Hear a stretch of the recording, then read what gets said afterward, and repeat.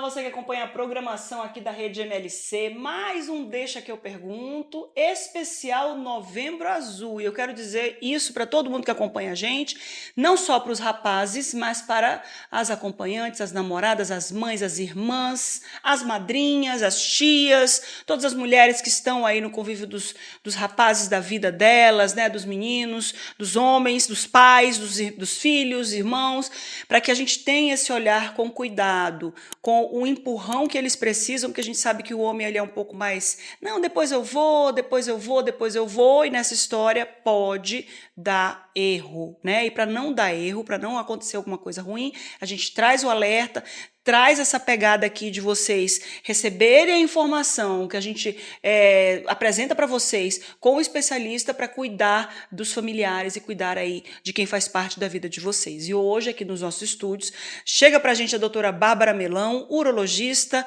doutora em uro-oncologia e coordenadora do Centro Oncológico do Hospital Adventista. Obrigada por ter aceitado aqui o convite, obrigada por estar com a gente hoje, doutora. Obrigada por me receber, parabéns pelo programa, parabéns pela iniciativa. As campanhas também são para isso e o empenho de todos os meios de comunicação é essencial para que a gente tenha resultado. E principalmente trabalhar junto com vocês, que eu estava conversando com ela aqui antes, que a gente sempre conversa um pouquinho antes, como os médicos oncologistas têm uma vida...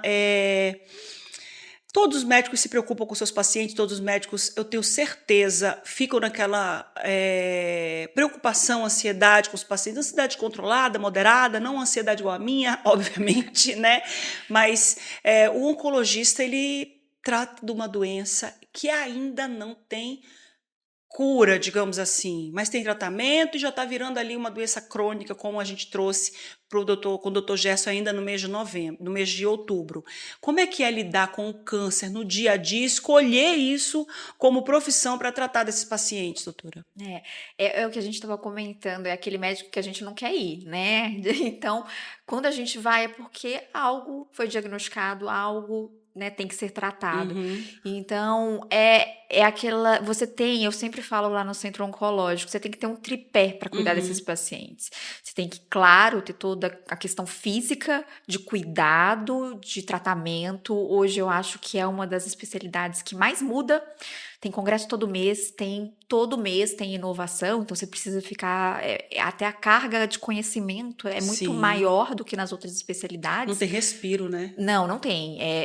O guideline desse ano já está na quinta versão, então já mudou 5 vezes só esse ano. Isso para uma doença, fora todas as outras. Tem que ter o tripé emocional, então não é só uma doença física, isso abala. Não abala só a pessoa, abala o núcleo familiar. Então, você precisa de uma boa estrutura ali ao redor daquele paciente e uma estrutura espiritual. Então, até no centro oncológico, a gente tem consulta espiritual para aqueles pacientes que desejam. Então, porque é um tripé. Se esse tripé não está bem ancorado, o paciente se desestabiliza. Então, não é só a doença. Então, a doença já traz uma carga muito grande e tudo que ela traz junto com ela. Eu estava conversando com o doutor Gerson Mourão e eu disse isso para a doutora Bárbara ainda antes da gente começar aqui a entrevista, e o doutor Gerson ele foi para um congresso em Istambul sobre câncer de mama, em que eles tinham uma sessão lá do congresso só sobre espiritualidade.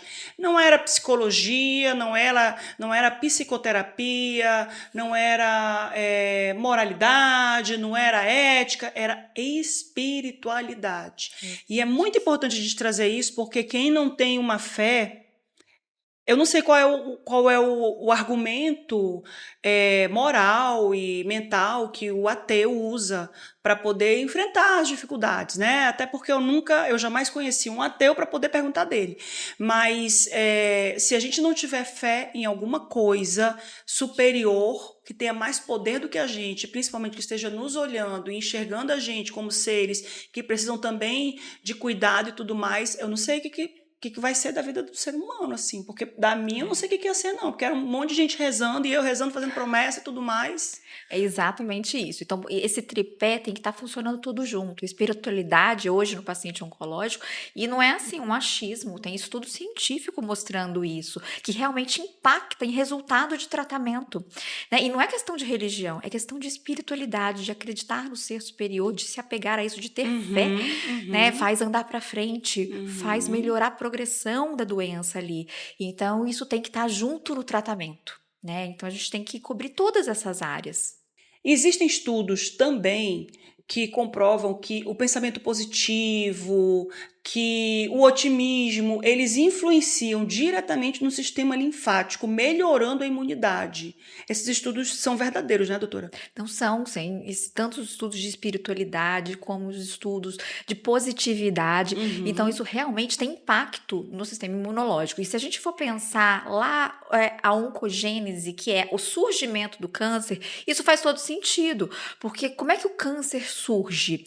O câncer surge de mutações genéticas. Então ele é sempre genético, por mais que ele não seja hereditário. Hereditário é quando ele é transmissível, né? Mas ele é sempre de geração para geração a geração.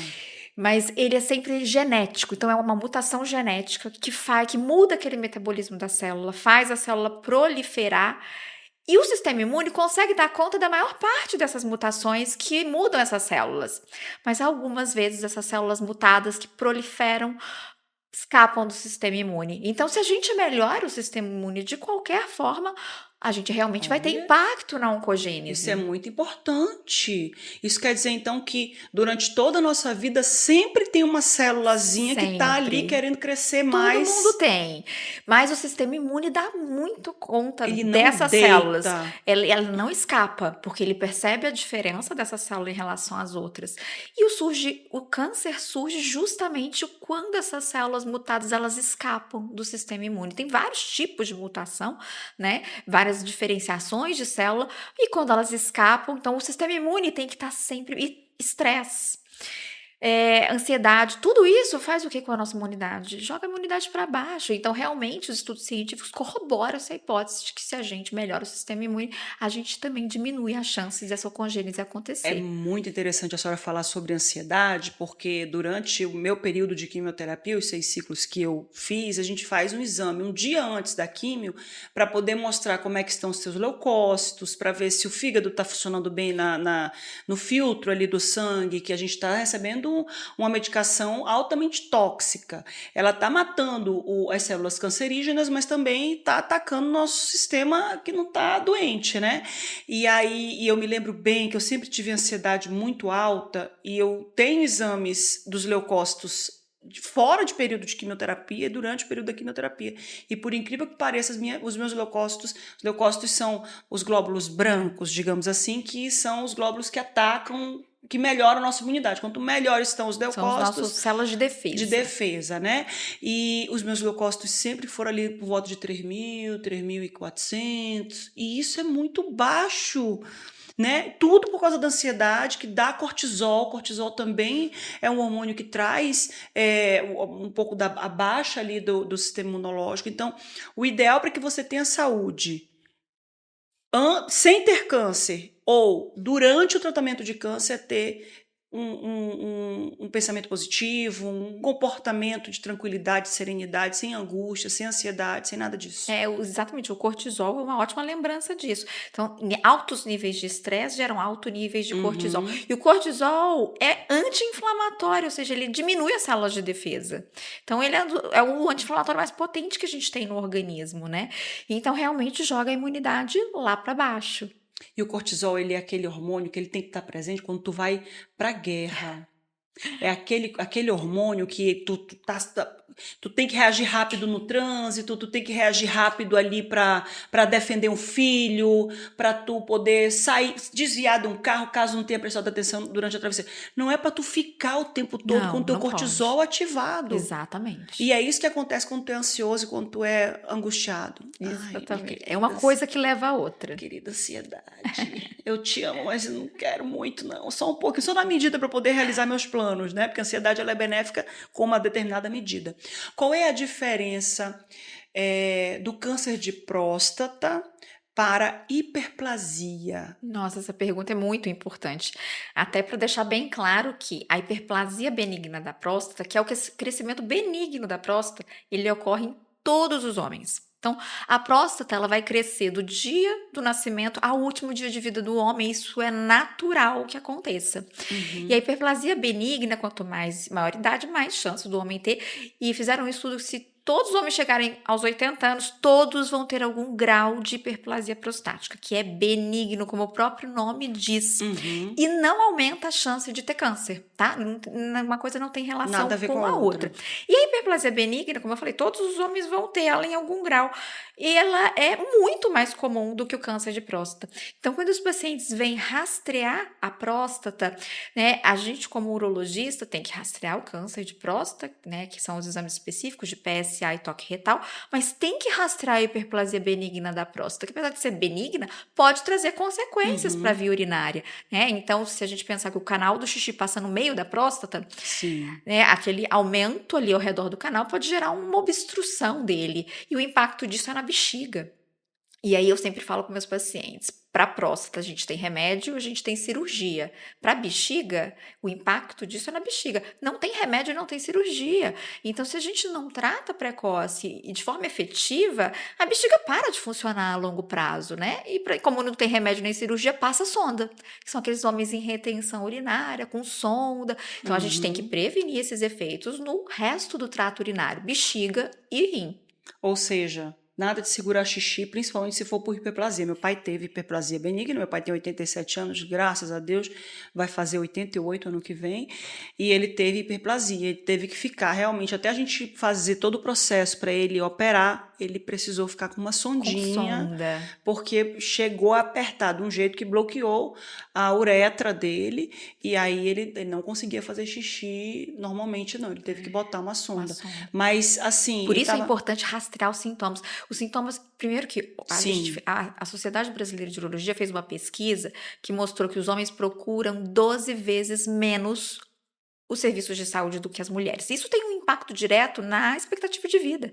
Os homens eles vivem 7 anos a menos do que as mulheres, né? Então, essa alteração do fluxo, no caso da hiperplasia benigna, às vezes ela é tão lenta que se você não está questionando naquelas consultas de rotina, o homem não percebe. Então, de rotina, a paciente chega, não, eu vim rastrear câncer de próstata. Como é que está urinando? Porque eu pergunto dos sintomas urinários, o jato tá fraco, tá fazendo esforço para fazer xixi, tá começando a acordar muito à noite para fazer xixi, tá sentindo que não tá esvaziando a bexiga? Se você pergunta tudo isso, ele vai começar a observar. Então, cada ida, você dá uma informação nova para ele. E esses sintomas, eles, né, não estão geralmente presentes no câncer de próstata inicial, a não ser que o câncer esteja muito avançado. Então, o fato de você acaba educando, fazendo essa educação do paciente mesmo, para olhar para a própria saúde e ter cuidado. É aquela história, tu pergunta do homem, tá tudo bem? Para ele tá tudo sempre bem. Se tu pergunta de uma mulher, tá tudo bem? Não sei, doutora. Pergunte aí o quê? Do meu osso? Tá doendo aqui. Tá o quê? Do meu ciclo menstrual? Eu tô muito estressada mesmo, viu? Eu tô desconfiada que tá vindo mais sangue do que o normal. A mulher sempre tem alguma coisa, alguma queixinha. Mas tá tudo bem, porque a gente precisa entender que nós conseguimos enxergar o que não está tudo bem. E o homem, na maioria das vezes, não consegue enxergar. A gente trouxe aqui alguns exemplos de... Aqui eu acho que a Lu colocou como sintomas de câncer, ou de hiperplasia também, né? Ali, ó, dificuldade para urinar... O câncer de próstata na grande maioria das vezes, por quê? Porque a estatística que a gente tem é que 85% dos cânceres de próstata, eles são diagnosticados ainda localizados e não avançados. E 15% vão ser avançados. No Brasil, isso é uma estatística internacional, no Brasil a gente não tem dados epidemiológicos tão acurados, mas acaba que a gente diagnostica mais câncer avançado. E quando ele está localmente avançado, ele vai gerar todos isso, dificuldade para urinar, urina Uhum. com sangue, ardor, maior frequência. E quando ele já dá metástase, a metástase principal do câncer de próstata é para os ossos. Então, a gente vai ter, por exemplo, dor óssea, né? Fraturas. Fratura patológica, dor óssea, mas não é o mais comum. Então, a grande maioria, 80% dos cânceres de próstata, não dão nenhum sintoma. Por Ai, isso é tão esse é que é o importante problema, né? rastrear. O rastreamento significa exatamente isso, uma avaliação sistemática de indivíduos assintomáticos. Isso é a definição de rastreamento. Então, nunca ficar esperando aparecer o sintoma para buscar o atendimento. Quando aparece, quando o câncer dá sintoma, papai, desculpa aqui, vou respeitar a presença da doutora Bárbara, mas quando o câncer dá sintoma, é porque, claro que graças a Deus hoje em dia tem tanto remédio, né? Tem tanto fármaco que traz ali uma condição de vida e a gente não precisa mais dizer que o câncer ele é uma doença fatal, uma doença letal. É uma doença como a tuberculose também pode matar. E em algumas vezes o câncer ele vem realmente com esse diagnóstico tardio e pode realmente levar à morte, mas hoje tem tanto medicamento para poder você tratar nos estágios iniciais, né, doutora Bárbara? Sim, e mesmo em estágios avançados. Então, assim, por meio século, o câncer de próstata realmente não teve nenhuma evolução do tratamento nesses casos avançados. E na última década, a gente teve incorporação de mais de uma dezena de medicamentos com impacto de sobrevida. Não é impacto só de melhorar a qualidade de vida, melhora a qualidade de vida e aumenta o tempo de sobrevida desses pacientes, mesmo nos cânceres avançados. Então, realmente, a gente está hoje numa situação que a gente até chama oncologia de precisão, de um boom de terapias-alvos, porque por muito tempo também a gente tratou o câncer de uma forma muito genérica, com, né, quimioterapias que são para Era uma tratar o roleta russa, eu câncer, digo. Você nunca mas sabia, né, Cília? trata o câncer, mas também tem um impacto muito grande na qualidade de vida e nas outras células. Hoje a gente tem, né, as terapias-alvo, então as imunoterapias, as terapias alvo-moleculares, que vão, além de personalizar e individualizar o tratamento, também trazem menos efeitos colaterais, tratam de forma mais assertiva, né? Então a gente teve muita evolução Eu nas digo que últimas décadas. o médico oncológico é aquele médico que ele estuda uma doença. Porque assim, quando a gente fala do hepatologista, quando a gente fala do urologista, quando a gente fala do cardiologista, ele está estudando o órgão e as doenças que podem vir a surgir naquele órgão. Quando a gente fala do oncologista, o oncologista está estudando uma doença e em quais órgãos aquela doença pode chegar. É um estudo inverso. E a gente estava conversando isso, o oncologista ele sempre era muito distante da gente, quem é paciente oncológico, né? Porque agora eu sou paciente oncológica, então quando é sempre muito distante, mas depois a gente começa, opa, tem um oncologista, vamos rezar por ele também. A gente reza pelo cardiologista, reza pelo ginecologista, pelo otorrino, que eu tenho um otorrino que já me acompanha, o doutor Fábio Veluda me acompanha há muito tempo, mas agora eu vou rezar também por todos os oncologistas, para que eles sempre descubram a melhor terapia para cuidar dos cânceres aí, para que os cânceres cada vez menos matem, cada vez mais virem crônicos, para cada vez mais serem curados, né? É isso que a gente torce. Por que o homem é tão difícil de procurar atendimento? Eu acho que isso é um pouco cultural. Então, sempre foi assim, aquela mentalidade de homem provedor, nunca tem tempo para nada, acaba, né, dedicando muito mais ao trabalho. Hoje a gente tem a mulher nesse papel também, mas a mulher, eu acho que sempre foi ensinada a ter esse cuidado pela própria biologia. A gente pensa que todas as mulheres que menstruam, a mãe leva ao ginecologista. Sim. O homem, ele, em teoria, né, para o câncer de próstata, o rastreamento é lá na frente. Então, eles talvez não se atentem a tudo isso, não foram ensinados a tudo isso ao longo da vida toda. Ah, não, eu tenho que cuidar da próstata lá com 50 anos. E quando chega lá, nunca teve, na verdade, essa educação para buscar. E passa para os filhos, né? Esse mesmo E acaba comportamento, passando o mesmo comportamento, é exatamente isso. E ainda hoje, a gente fala que para os homens, mas na verdade a gente fala também para as mulheres, para mães, para filhas, porque na verdade muitas vezes são elas que vão acabar agendando, elas que vão levar, ou elas que vão pelo menos lembrar que tem que ir, ou cobrar isso deles.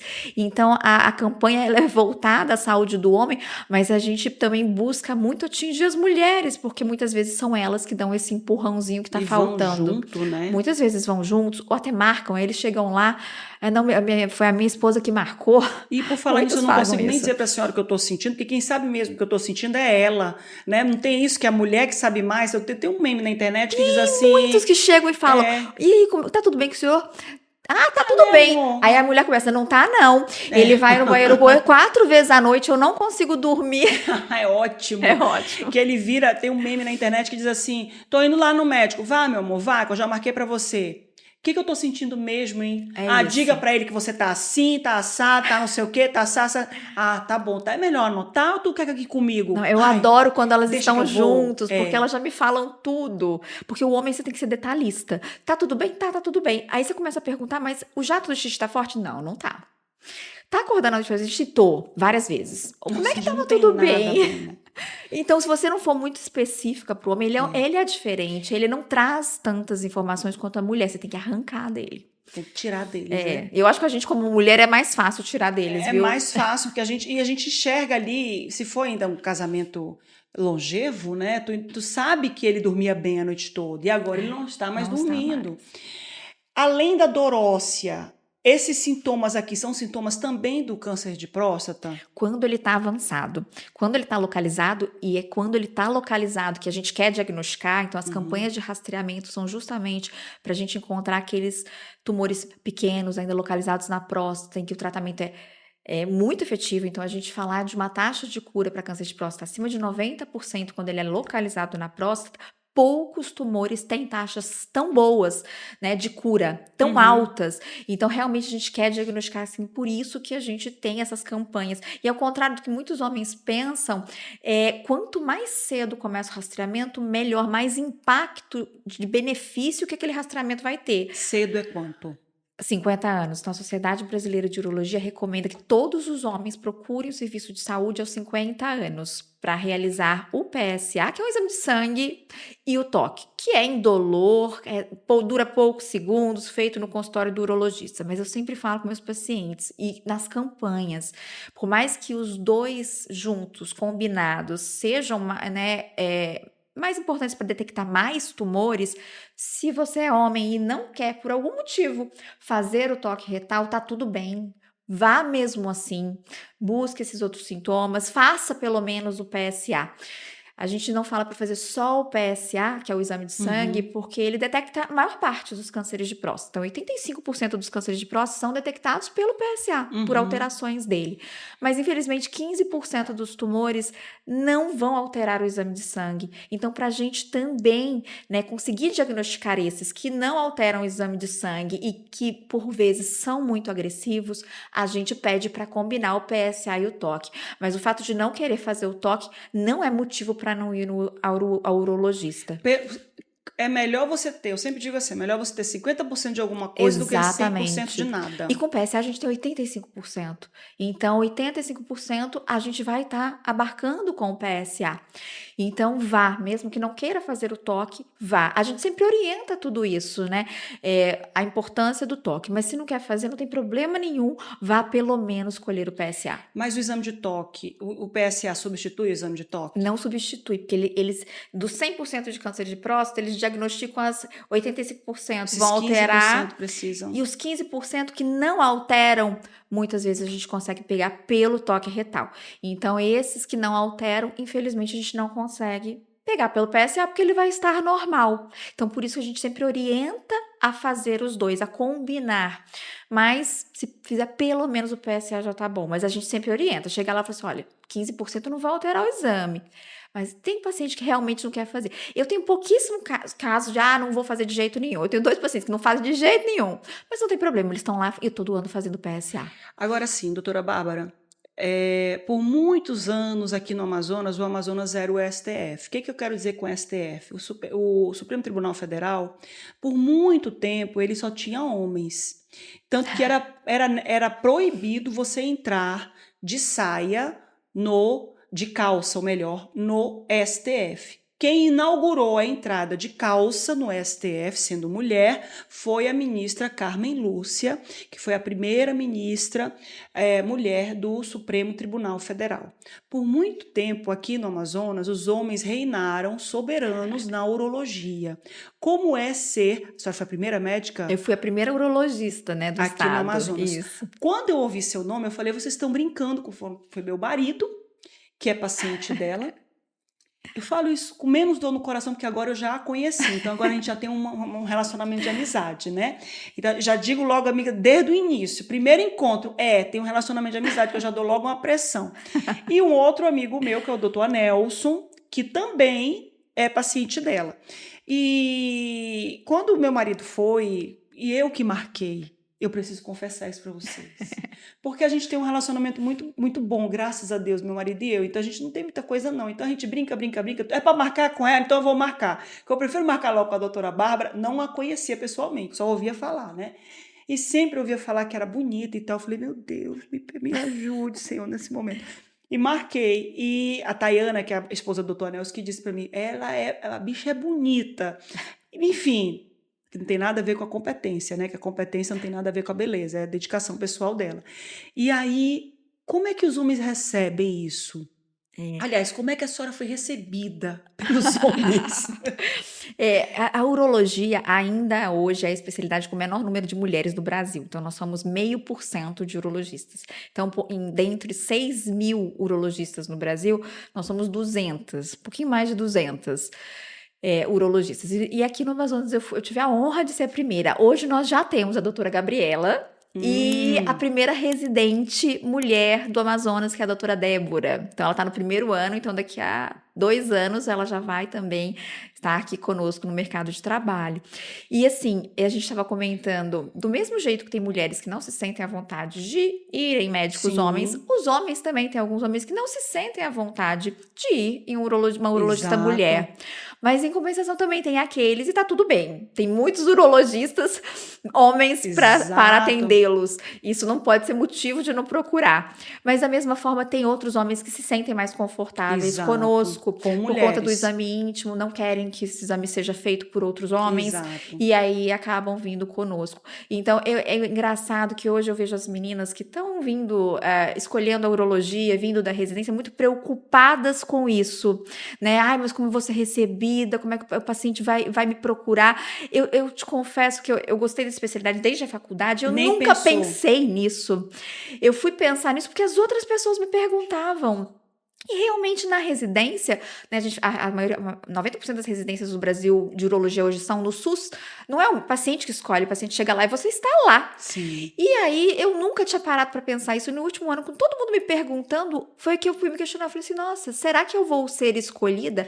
E hoje, na verdade, eu até vou começar na Fundação Secom, mas eu não trabalho no SUS. Então, todos que vão comigo me escolhem, na verdade, Exato. né? Então, não é uma surpresa como era na minha residência. E hoje eu sou feliz de falar que eu tenho muitos pacientes de longa data. Eu cheguei em Manaus em 2015, então já fazem quase 10 anos que eu estou aqui.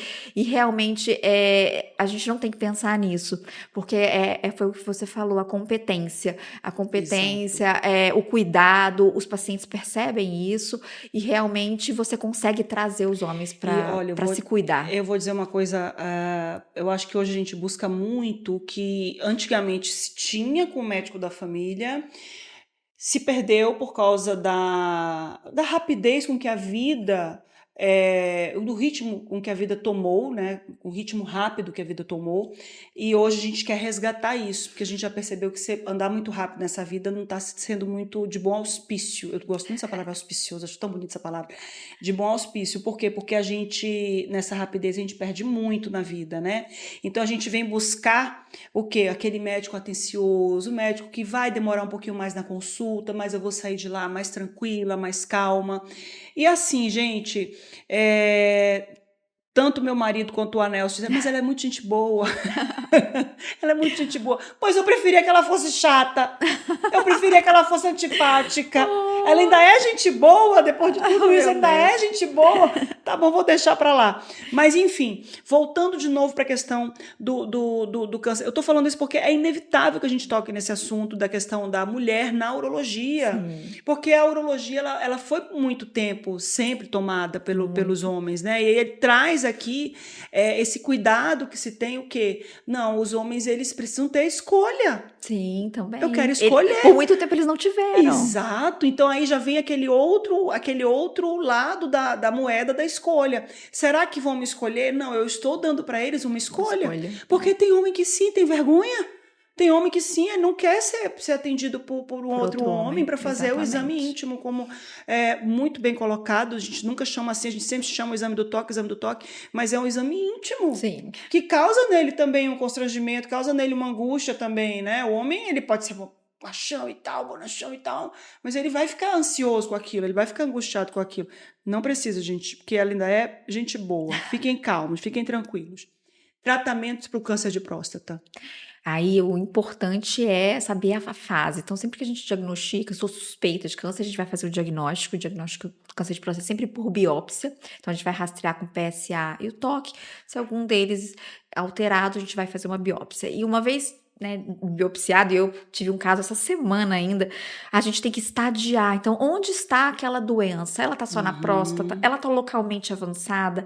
Ela já está avançada, metastática? Já está fora da pelve? É feito o exame imunohistoquímico também para essa biópsia masculina? Porque, por exemplo, Nem o câncer de mama tem o imunohistoquímico para saber qual é o tipo do câncer. É obrigatório no câncer de mama. No câncer de próstata, só se o patologista recebe o material e fica em dúvida se aquilo é um tecido benigno ou maligno. Então, de rotina, a gente não faz. Ou quando a gente tem dúvida se é uma histologia neuroendócrina, mas de uma maneira geral não se faz imunohistoquímica no câncer de próstata, a não ser que isso seja solicitado pelo patologista. Ele geralmente manda uma nota, ou se ele fica em dúvida, aí a gente pede. Mas na próstata é só a biópsia simples mesmo. E depois a gente tem que estadiar. Essa semana mesmo, e aí o tratamento depende de onde está localizada a doença. A doença só na próstata. Estadiar, a gente vê, a doença está só na próstata, ela está localmente avançada ali na pelve, ou ela já está à distância, já tem metástase. E aí, de acordo com o estadio localizado, localmente avançado e à distância, a gente programa o tratamento. Então, para aqueles tumores localizados, localmente avançados, a cirurgia, a radioterapia com ou sem hormonioterapia são o tratamento padrão. E para a doença metastática, aí a gente já não fala mais de terapia curativa. Aí o tratamento já é paliativo, né, para a gente aumentar a sobrevida, melhorar a qualidade de vida, mas realmente quando, né, tem metástase, o tratamento é hormonioterapia, associado ou não à quimioterapia, né, para a gente melhorar aquela sobrevida do paciente. Então, o mais importante, o rastreamento faz com que a gente aumente o número de diagnósticos precoces, em que eu tenho mais de 90% de cura. Então, quando está localizado ali na próstata. Então, a cirurgia, a radioterapia tem altas taxas de cura. O que é o imunohistoquímico que eu falei? O imunohistoquímico, ele é um exame molecular, né, daquele tecido tumoral. Então, a gente tem painéis, depende do tumor, que vai dar mais especificações. Ou quando está em dúvida, e aí ele vai bater o martelo, né, porque a biópsia é uma visualização subjetiva. Então, o patologista ali vai olhar. É claro que ele é treinado para isso. O olho dele é clínico. O olho dele é clínico, mas é subjetivo. Hoje a gente já tem a histopatologia digital, em que você faz um machine learn, em que você ensina para a máquina os parâmetros de biópsia que ela tem que ver. O Brasil já tem isso, né? Os Estados Unidos já tem até plataformas aprovadas. E aí a máquina vai dar um diagnóstico. Então, você vai objetivar um dado que seria subjetivo pelos olhos do patologista. E o imunohistoquímico é muito mais objetivo, são painéis, dá positivo ou negativo. E aí, nesses painéis, são várias colorações, é uma avaliação molecular para ver subtipos, né, para tirar dúvidas de tumores benignos e malignos, para ver tipos mais raros de tumor, como, por exemplo, o neuroendócrino. É muito interessante essa questão da robótica, da machine learning e tudo mais, porque a gente vê aí que a robótica ela já vem fazendo estudos da mamografia. Porque a mamografia também precisa do profissional olhando ali para Sim. identificar. E tem tumores que já circularam aí na internet, né? Que foram diagnosticados com milímetros, bem pequenininhos, pela máquina, pelo robô que foi lá, olhou e falou: ali tem um câncer de mama que o técnico, né, não enxergaria como sendo câncer de mama, gente. A gente tem um estudo até internacional avaliando a radiômica, que são parâmetros, a gente pegar a ressonância, que também é vista e laudada por um radiologista, e colocar parâmetros objetivos, ensinar a máquina a ler esses parâmetros. Sim. E em todos os estudos, a gente fez um compilado de estudos, e a gente está fazendo junto com o México, com o Kuwait, com os Estados Unidos. E ele foi melhor em praticamente todos os parâmetros. Nossa. Então, realmente, assim, a gente tem isso na patologia, a gente tem isso na radiologia, e hoje a gente tem uma tentativa de acoplar no próprio robô da Vinci, né, a gente que faz cirurgia robótica, colorações para identificação de estrutura. Então, eu fiquei no Memorial ano passado, que é em Nova York, é um hospital só de uro-oncologia, né? Só de oncologia. E na urologia só faz uro-oncologia, não tem o resto da urologia. E lá eles estão desenvolvendo 2 trabalhos, um para fazer brilhar o tumor e o outro para fazer brilhar os nervos, os feixes responsáveis pela ereção. Porque um dos grandes medos da cirurgia de próstata é você ter algum grau de sequela na continência urinária e na função erétil. Então, né, no futuro, quem sabe próximo, a gente vai ter isso, né, numa cirurgia, a gente conseguir observar, ver o tumor, não só ver a próstata, e ainda todas as estruturas ali ao redor que a gente tem que preservar. Para poder fazer a separação do joio do trigo ali. Exatamente. Porque quando abre, gente, lá dentro tudo é carne. Não dá para ver o tumor muitas vezes a olho nu. Para poder identificar o tumor que foi tirado de mim, porque eu não chamo de meu, né? Não é meu, foi tirado já, foi levado. Aquilo nunca foi meu. E nem de meu, né? Não é meu. Passou por mim, já foi.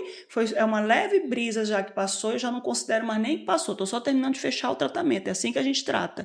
Coisa que não tem que aparecer mais na nossa vida. Mas a gente vai para o hospital e eles colocam uma substância radioativa no tumor, que é identificado pelo ultrassonografista. O ultrassonografista enxerga ali o tumor, é aplicada uma injeção de radioatividade, no meu caso, né, que foi um caso de retirada de tumor maligno.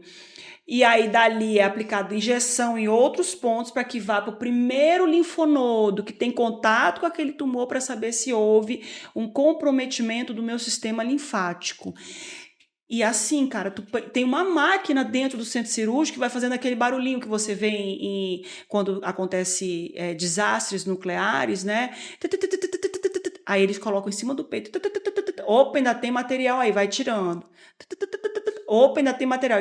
E o tumor foi clipado, então eles tiveram que ainda vir com raio-x dentro do centro cirúrgico para achar. Aí, para poder tirar o clipe, né? Para identificar o clipe e tirar o clipe.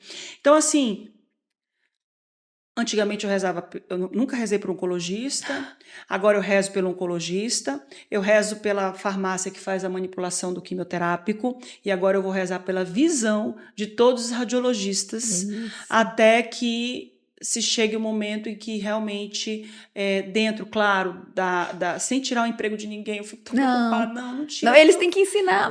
Eles têm que ensinar a máquina, para que as máquinas possam cada vez mais serem difundidas, para que elas tenham a precisão na instrução que está sendo dada pelo radiologista. Exatamente. Acho que essa é a melhor forma da gente rezar. Pronto, a instrução que está sendo dada pelo radiologista nas máquinas, porque não só trabalhando ali os fármacos, né, que são os remédios, para que traga um efeito paliativo de longevidade para os pacientes oncológicos, com qualidade de vida, mas também para que cada vez mais seja diagnosticado com antecedência, e aí as máquinas estão nesse trabalho para poder diagnosticar com antecedência junto com o trabalho humano, que o humano precisa ensinar, e para que as pessoas vão aos médicos, porque não adianta nada ter o remédio, não adianta nada ter a máquina, se você não está indo para o médico poder experimentar esse atendimento, né, doutora Bárbara? Exatamente. E assim, a gente pode pensar, existe uma grande intervariabilidade de interobservador e áreas remotas. Então, esse ensino de máquina vai ajudar muito em relação a isso, essas regiões díspares. No Amazonas, por exemplo, infelizmente a gente tem essa estatística, no Brasil é um dos estados que menos diagnostica câncer de próstata. Não é porque tem menos. Região norte é a região que menos diagnostica. É porque tem menos acesso, tem menos, talvez, campanha, tem menos conscientização. Então, por isso que isso é tão importante, para a gente levar essa informação para quem está em casa. Talvez, né, a pessoa que está vendo difundir essa informação. É só assim que a gente vai mudar essa realidade, porque a gente tem muitas disparidades. E o Brasil é um país muito grande, então é maior ainda aqui. Quais são os fatores de risco para o câncer de próstata? Muito importante. Lembra aquela idade que eu falei que tem que rastrear a partir dos 50 anos para todos os homens, mas para aqueles com fatores de risco conhecidos para a doença é a partir dos 45. E quais são esses fatores? Raça negra, história familiar de câncer de próstata, então pai, avô, parente de primeiro grau acometido, pai, avô, irmão, tio, e obesidade. Né? Esse foi o último fator que entrou. Para todos, a obesidade. Obesidade, exatamente, é para todos. Porque todos os médicos que eu trouxe aqui em outubro, todos eles falaram da obesidade. Exatamente. E para câncer de próstata foi o último que entrou nessa lista de fatores de risco conhecidos. É o único das 3 que eu falei que é modificável, né? Então é o único que a gente consegue atuar nele e é reconhecidamente, tanto para aumentar a chance de ter, quanto para diminuir o impacto do tratamento, ou seja, o tratamento é menos efetivo em pacientes obesos. Então tem que atuar aí antes para prevenir e durante o tratamento. Atrapalha na radioterapia a obesidade? A radioterapia, acho que a alteração do peso afeta mais do que a obesidade em si. Então, a radioterapia, eles vão fazer um planejamento de radioterapia. Sim. Então, eles vão levar já em conta a obesidade, caso ela aconteça, né? Então, não atrapalha para a radioterapia, mas atrapalha para metabolização de fármaco, de quimioterápico, para várias outras coisas. Uma coisa que eles... coloca aquela listinha aqui, por favor, que tinha entrado agora há pouco, Alessandra, para eu conversar com a doutora sobre aquela listinha.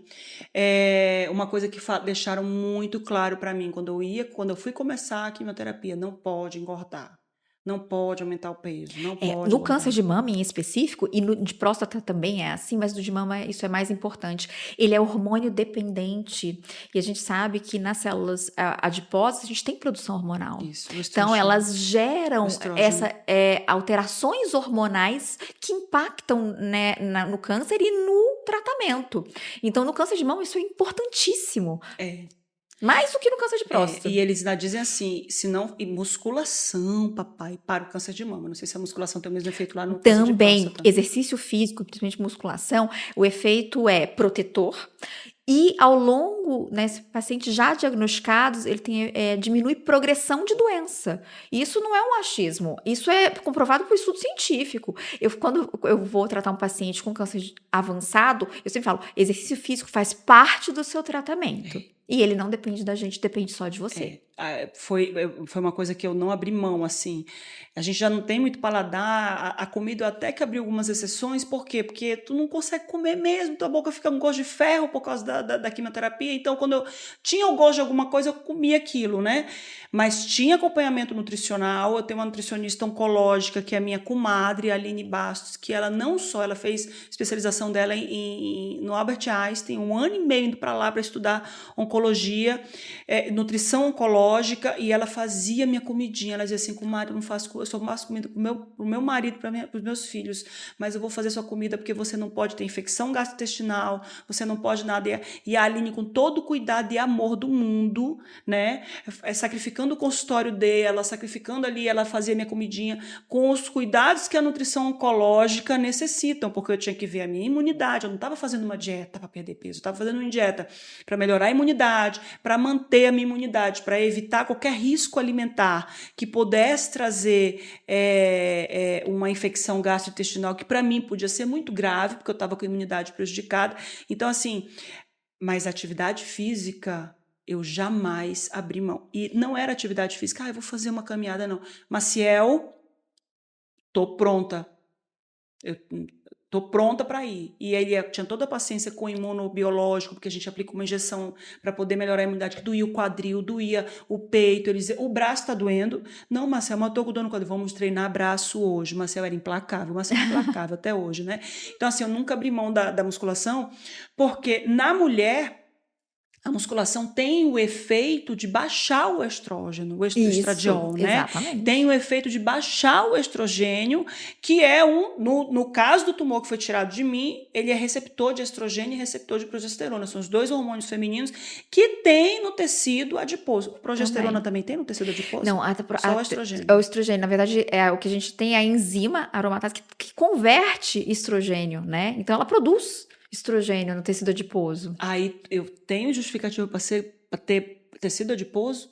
Agora, mais do que nunca, eu tenho que baixar o meu percentual de gordura. de gordura. Agora, mais do que... Se antes era uma questão de barriga tanquinho, agora é uma questão de sobrevivência. Isso mesmo. E é a sobrevivência da Márcia.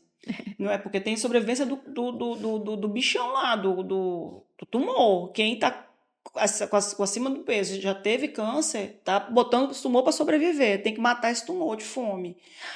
Isso aqui são algumas coisas que a gente achou na internet, né, nas pesquisas da Luciana, que é a nossa produtora, que são características para se ter ali uma qualidade de vida e para se evitar câncer de próstata e outros cânceres também. Tudo aqui faz parte da sua exatamente isso, tem que fazer. Na verdade, a alimentação saudável, a gente vê que a obesidade, aumento de consumo de gordura saturada, isso tudo tem impacto tanto no aumento do número de casos de câncer de próstata quanto na mortalidade, né? Então, a gente tem um impacto das duas frentes. Claro, hidratação, tabagismo. O tabagismo tem mais de 70 carcinógenos. Então, 70 substâncias que vão gerar algum tipo de tumor, vão gerar mutações no organismo, né? Assim como luz solar também é carcinógena, né? Luz ultravioleta, então proteger aqui a gente tem, né? Mora aqui, calor, não dá pra pegar sol. Só fazer marquinha na laje com a fita não pode. Isolante. E o efeito do sol, ele é cumulativo. Então, assim, tem que restringir, porque a gente vai acabar pegando sol a vida toda, né? E o efeito é cumulativo, essas mutações são cumulativas no organismo. Bebida alcoólica, hoje a gente sabe, por muito tempo, né, difundiu-se a ideia de que uma taça de vinho era benéfica por conta do resveratrol, que é um antioxidante. Hoje a gente sabe que não existe dose segura de álcool. Por mais que a gente goste de beber, eu adoro um vinhozinho de vez em quando, não existe uma dose segura de álcool. O álcool, queira ou não, é uma toxina que a gente não metaboliza, né? Então, o álcool também pode estar relacionado direto, então não existe essa associação direta. Álcool com câncer de próstata, apesar de alguns estudos fazerem essa associação, mas a gente sabe que pode gerar outros tipos de câncer no organismo, né? Pode, esôfago, estômago, sim. De mama também. Não, mama não. Não, mama e próstata, eles não têm essa associação direta. Pessoa querendo tomar uma caipirinha, meu Deus do céu. Não tem essa associação direta. Certo. Mas para alguns existe associação direta mesmo. A gente nem tomando um antiácido pro estômago. Não adianta. Não adianta, não. E a mulher é mais suscetível. Putz, não, mas não lhe perguntei isso, doutora. Ai, meu Deus. Pra que a senhora foi me dizer isso, meu Deus? Pior é o Robson assistindo essa entrevista depois, que toda vez que eu vou dizer, amor, posso tomar só 2 dedinhos, amor, de caipirinha? 2 dedinhos só. Aí ele vira, não. Falei, mas amor, já vou fazer 1 mês da minha última quimioterapia. Deixa fazer 1 mês, 2 meses, 6 meses, não vai tomar. Ele não manda em mim, mas ele acha que manda. Então eu faço de conta que eu obedeço. Pronto. Atividade física regular. Vamos definir a atividade física. Por que eu digo isso? Porque tem gente que passa a vida toda naquela caminhadinha, não fica ofegante, conversa a história da carochinha inteira comigo. Nossa, que tô da musculação. Exatamente o que eu falo. Eu falei assim, faz algum exercício físico, caminhada. Eu falei assim, se é aquela caminhada que você vai conversando... Se você tem fôlego para conversar, ela já não está servindo para nada. Exato. Então, é aquela caminhada que vai acelerar o coração e não vai conseguir conversar com a pessoa do lado. Aquela caminhada que você consegue conversar não está fazendo um efeito, né, de atividade física. É só simplesmente uma caminhada. E os estudos têm até minutos por semana para indicar. Exato. Então, os estudos demonstram que esse benefício que a gente tem com o exercício é quando a gente tem pelo menos 150 minutos de atividade física por semana. Isso. E aí você divide isso, né? O ideal é fazer todo dia, mas 150 minutos por semana já foi protetor nos estudos. E aí, são 150 minutos eu não sei se eu vou falar a palavra certa aqui, exaustivos. Tem que aumentar. Eu falo que tem que aumentar batimento cardíaco. Então, o ideal é fazer com aquele reloginho mesmo para você Isso. monitorar se a sua atividade está realmente fazendo isso. Porque aquela atividade que não aumenta batimento cardíaco não adianta muita coisa. Essa E é a a verdade. musculação? Musculação é excelente.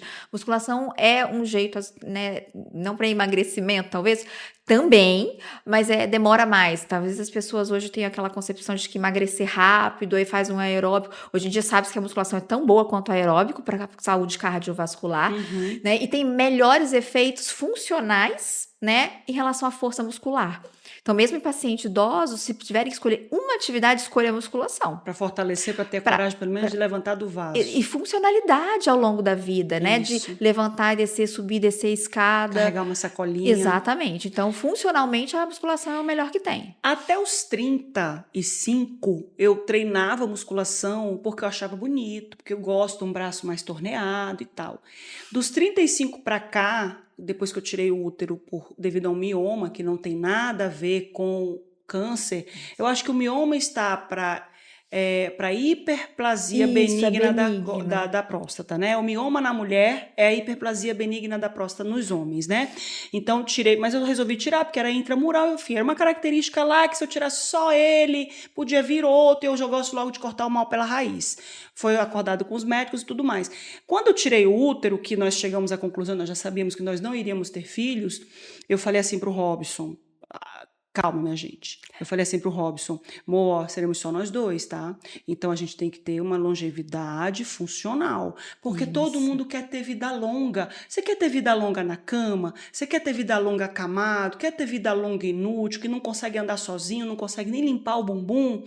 E aí entra a questão dos filhos, porque pais com filhos, para muitas culturas, não vou aqui dizer que a cultura amazonense é uma delas, apesar de grande parte ser, eu fiz meu filho, tá aí, meu filho vai cuidar de mim na minha velhice, hein? Vai me sustentar na minha velhice, hein? E aí você cria no filho uma corrente e ele não pode estudar fora, não pode morar fora, não pode conhecer outras culturas, porque ele está ali preso em você e muitas pessoas seguram os filhos, mesmo, não pode me deixar sozinha, não pode não sei o quê.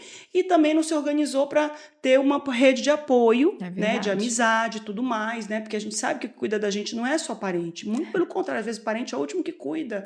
Na doença que eu enfrentei, os meus amigos estavam lá todos os dias, e os poucos parentes para quem contei, às vezes ficava semana, não que eu tenha qualquer tipo de magoazinha, não é isso, mas ficavam semana nas ocupações da vida e tudo mais, e os meus amigos ficavam todo dia, tá tudo bem, tá precisando de alguma coisa, não sei o quê, os amigos. Então, quando eu falo aqui que nesse momento eu virei a chave e disse, não, agora eu vou fazer musculação para que eu seja uma velhinha isso mesmo. Capaz, né? Uma velhinha que eu possa levantar da cama sozinha, que eu possa ir ao banheiro sozinha, porque nem o marido da gente tem essa obrigação e nem a garantia, porque a gente casou, mas não significa que lá na frente o Robson vai ficar casado comigo a vida toda e eu casada com ele a vida toda. Mas há casamentos que não funcionam desse jeito, né? Então a gente precisa ter o quê? A musculação para quê? Para garantir uma longevidade funcional. A expectativa de vida de homens e mulheres tem aumentado, né? E eu sempre falo com meus pacientes, vamos viver essa longevidade, não sobreviver a ela, né? Então a gente tem que ser funcional. Viver com abundância. Isso. Porque Jesus veio ao mundo, respeito a religião, todo mundo respeite a mim, eu sou cristã. Jesus veio ao mundo e disse, eu vim para que tenham vida. Qualquer vida, Jesus? Uma vidinha mais... Não, vida em abundância. Ele disse. Vocês viram que eu não fico remedando Jesus, mas eu remedo os seguidores. Fico remedando os seguidores. Noite de sono tranquila, momentos para relaxar e curtir a vida. Como é que funciona a noite de sono aí? Os homens trabalham muito, dormem pouco. E são os mais impactados pela falta de sono, né? A gente vê, assim, ao contrário, antes a gente chamava, por exemplo, a andropausa, a menopausa do homem, né? Sim. Toda mulher vai ter a menopausa, que é a parada da menstruação e da produção, consequentemente, de hormônios do estrógeno. O homem não, hoje em dia a gente não usa mais esse termo, ele foi trocado, porque nem todo homem vai ter essa pausa. Olha como eles são abençoados. Menina. Muito abençoados. Então, Fica lá assim, produzindo espermatozoide a vida toda. testosterona, muitos deles também. Então, a gente sabe que a partir dos 40 anos, a gente tem uma queda da produção de testosterona nos homens de 1 a 2%, mas tem alguns homens que continuam produzindo pela vida toda, nunca vão ter essa parada na produção. E o sono impacta profundamente nisso. Muitos pacientes às vezes chegam, tô desanimado, faz diminuição de libido, põe toda a culpa na testosterona. E realmente, às vezes, ela tá baixa, mas tá baixa porque não tem qualidade de sono. O homem também é abençoado por isso, ele produz picos de testosterona todos os dias. Não é igual a mulher que faz pico de hormônio, de estrógeno, dependendo do ciclo menstrual, lá uma vez por mês, alguns dias por mês. Que é o período fértil. Que é o período fértil. O homem não, ele... Depois de uma boa noite de sono, o pico de testosterona é de manhã, ali até umas 10, 11 horas da manhã. Então, se ele não tem essa boa noite de sono, ele não faz esse pico. Então, muitos homens que colhem a testosterona e ela tá diminuída, muitas vezes, ajustando exercício físico, sono, você, né, sem nenhum tipo de reposição, você consegue ela ajustar falou isso isso. agora do sono e tal... E já fica aí guardado para o nosso podcast sobre sexologia que a gente vai fazer. É por isso que os meninos querem namorar de manhã? A maioria deles? Eles têm já as ereções matinais, Não tô falando né? por mim, tá, gente? Não tô falando por mim. Apesar de ter uma vida normal, entendeu? Eu não sou mãe de vocês, eu posso falar isso. Vocês não podem ouvir isso com a mãe de vocês, mas uma vida normal... Robson, tomara que ele não escute essa parte do podcast. Por isso que quer pegar de manhã, né? O pico do hormônio é de manhã e tem ainda... O organismo acaba sendo feito para isso, porque eles têm por muitos anos, né? Eles vão perder isso muito lá na frente, as ereções matinais. Aí quando, inclusive, perde as ereções matinais, tem que acender um alerta ali, que a coisa já não tá tão boa. E a disfunção erétil, ao contrário do que muita gente pensa, é fator de risco cardiovascular. Se tá ali... Porque o que é a ereção? É o pênis encher de sangue. Então, se aqui ele não tá enchendo de sangue adequadamente. Tá indo pra onde esse sangue? Então, às vezes é alguma obstrução ali, placas de ateroma. E se tem ali, tem no coração, tem na carótida, fator de risco para AVC, fator de risco para infarto. Então, a disfunção erétil, quando presente, né, e a gente não acha outra causa para ela, porque ela tem outras causas, sempre enviar para o cardiologista, porque tem que avaliar risco cardiovascular. Se o coração está jogando sangue lá para aquela região. Do mesmo jeito que tem ateromatose ali, tem ateromatose em outros vasos importantes que podem, né, gerar infarto, AVC, enfim. Ateromatose é o quê? É quando a gente tem depósito de colesterol, de lipídios, placas ao redor, na parede dos vasos. E aí isso diminui o fluxo. Por exemplo, a ateromatose nas carótidas, solta um pedacinho daquela placa, vai dar o AVC, obstrui aquelas artériazinhas do cérebro. A ateromatose, obstrução nas coronárias, vai dar um infarto, isquemia, aquela parte do coração onde o sangue não está chegando. E a ateromatose ali nas artérias que vão para o pênis dá uma disfunção erétil. Tá vendo? Vai comer. Come salgadinho. Come o salgadinho. Ai, eu tenho tanto orgulho do meu marido que não come doce, acho que mais de um ano. Ai, nossa, excelente. Nossa, que coisa, gente. Eu como o doce dele. Peça pra mim. Você não vai dividir comigo? Eu como sozinha, então só de raiva. Olha que raiva. Curtir a vida e relaxar, né? É o que a gente estava falando. Melhora a imunidade. Eu sempre falo, se a gente não reserva tempo para a saúde, a gente vai reservar para a doença. Então, esse tempo que a gente gasta para atividade física, esse tempo que a gente gasta para realmente ter qualidade de vida, é um tempo que a gente está doando para a nossa saúde. E é muito melhor gastar dinheiro com viagem do que com remédio. Eu economizei tanto, fui pagar não sei quantos mil no Oncotype. Procurei na internet quanto custa um Oncotype. Procurei para vocês saberem. Mas eu tenho um propósito que é ficar livre, independente financeiramente e liberdade geográfica, né? Então não é só economizar como Nonô Correia. Procura na internet aí quem foi Nonô Correia. Não vou dizer para vocês que entrega a idade. Deixa um recado para todo mundo que está acompanhando a gente, principalmente com relação a visitar o médico com frequência, não só no Novembro Azul, mas no dezembro, no janeiro, no fevereiro, no março, todo ano. Eu sempre falo com os pacientes, são poucos os cânceres que a gente consegue rastrear. Então, a medicina evoluiu tanto, conseguiu descobrir aqueles que a gente consegue detectar precoce. Então, aproveitem todas essas informações. Então, são poucos. A maior parte deles a gente vai descobrir já avançado, não tem meios outros de descobrir. Então, o câncer de mama, o câncer de próstata, o câncer de cólon, que é o câncer de intestino grosso. Então, todos esses, eles têm câncer de colo de útero. Então, esses 4 são muito importantes. Hoje o novembro azul é mais do que só câncer de próstata, então lembrar também das outras partes que fazem parte da saúde do homem. Do mesmo jeito que falou-se muito durante o outubro da vacina do HPV, Sim. é importantíssimo para os homens. Então, mais do que 50% dos cânceres de pênis estão associados ao HPV. Então, o HPV foi um investimento de mais de 1 bilhão que previne quase 6 tipos de câncer. E um deles é o câncer de pênis. Então, o Ministério da Saúde colocou depois os meninos dentro da campanha de vacinação, mas hoje eles já estão lá. Então, pais e mães, meninos também devem receber, assim como as meninas, a vacina do HPV, que é gratuita entre 9 e 14 anos. E mesmo se seu filho, ou se você não esteja nessa idade, ela não é feita gratuitamente no Sistema Único de Saúde, mas ela é feita em clínicas particulares, nos laboratórios, com a prescrição médica. Então, existe esse acesso também.